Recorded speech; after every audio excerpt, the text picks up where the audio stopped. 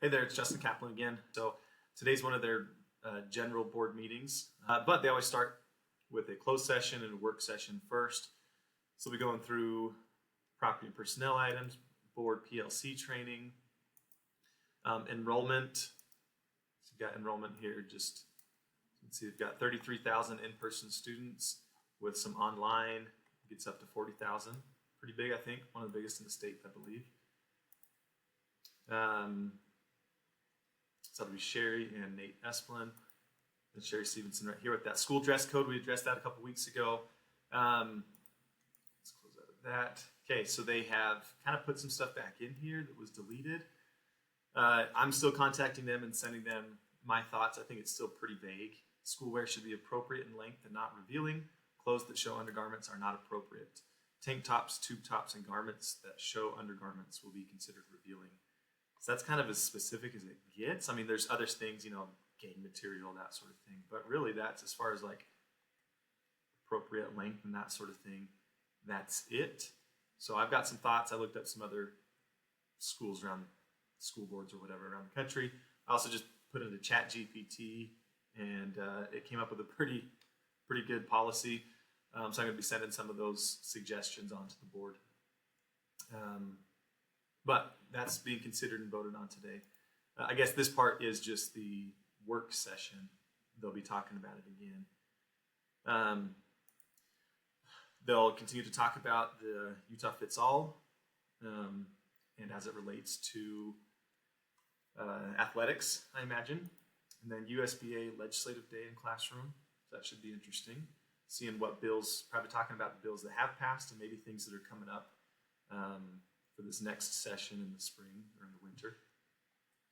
Okay, open discussion of the board committee discussions.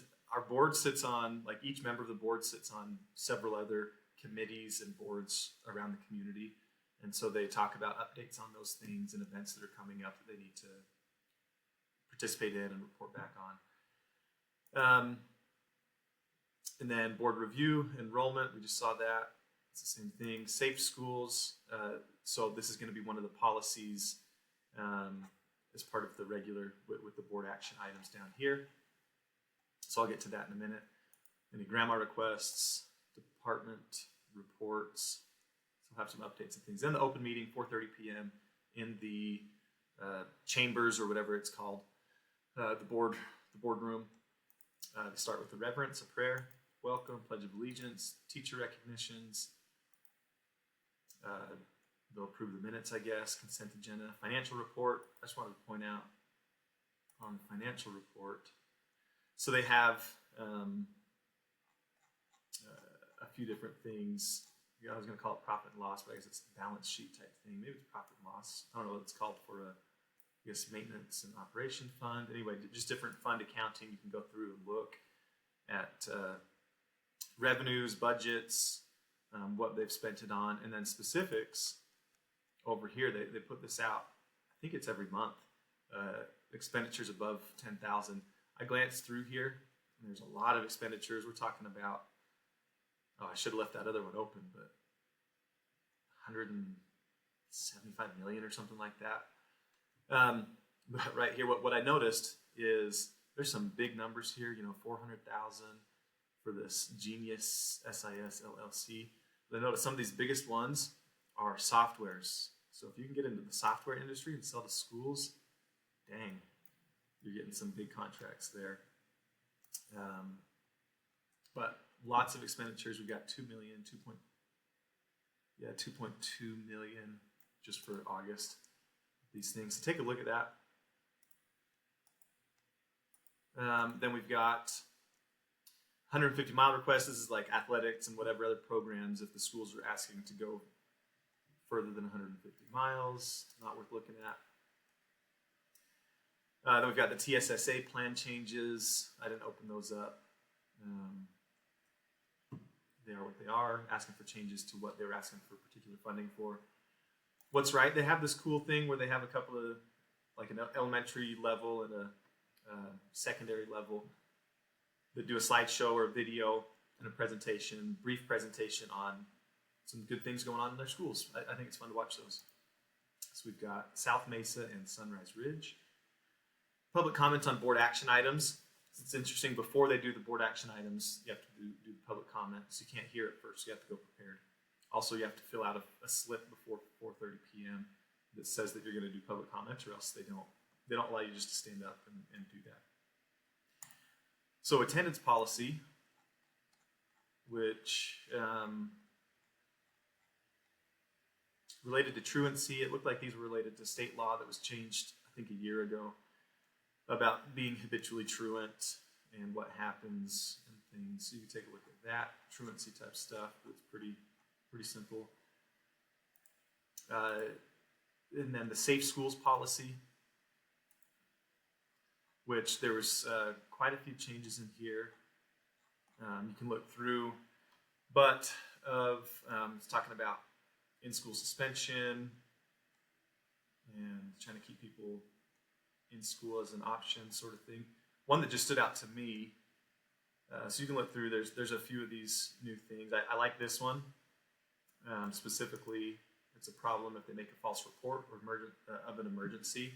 We've seen a lot of those false reports of shootings or bombings or false threats kind of things at schools, so that's now something included in the school policy. There's one right here down here that affects, I've dealt with stuff representing kids or representing parents of kids related to this. So, and this is based on, I looked up these laws, so this is based on state law as well. But reintegration of a student when they've committed a serious offense or sexual crime, or if they're subject to a protective order. Something I noticed, and this is one of those things where it's the intent is pretty clear, but technicality. I've represented kids teenagers who have been accused in a child protective order, but it was filed by the parents of the alleged victim. And so right here, if they attend the same school as an individual who has a protective order against the child, well, technically, if the parent is filing the protective order, then the victim doesn't really have the protective order. It's the parents that have it to protect as the protected person. Technicality, I don't think it matters, but it's based on state law that has that same thing. Spirit of the law, certainly the intent would be right here that they cannot be reintegrated into that school if there's a protective order against them by either faculty or a student, or if they've been, if the student or staff member is a victim of a sexual crime committed by the student. I didn't see in here if they define it. Maybe they do, because I didn't read every single word of the existing policy.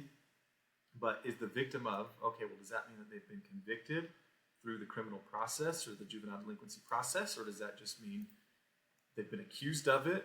You know, what is that standard to get to that point? And I don't know. So anyway, that was just kind of interesting because I've dealt with those kind of cases as far as the protective order parts. And I guess represented kids who have gotten into trouble at school as well. Then we've got this time and effort documentation. So this is related to if they receive federal funding, federal grants for things. I think this whole policy must be new and required. That basically they have to designate, is this a single cost objective employee that's solely being paid from those funds and solely doing work that grant is allowing for, or do they have multiple responsibilities and only some of them are being funded by the grant? They have to do reports and things about that, document their time and responsibilities. Okay, then we've got this discussion item on this educator evaluation. This one, lots of changes to it, so I didn't go through everything right now. It's just a discussion at this point. You can see lots of blue for new and crossed out red for old language, but about educator evaluation. So lots of changes there. Not sure what the specifics are, but you can take a look. And that is it. Then we've got reports and board, etc., association. PTA usually has their local representative that shares something. The association, I think, is the union. And then public opportunities to address the board. And you have to sign up for that ahead of time. And that is it. So that's today Work meeting, I don't know what time they start the work meeting, early afternoon, and then 4:30 p.m., the general board meeting. Hope to see you there.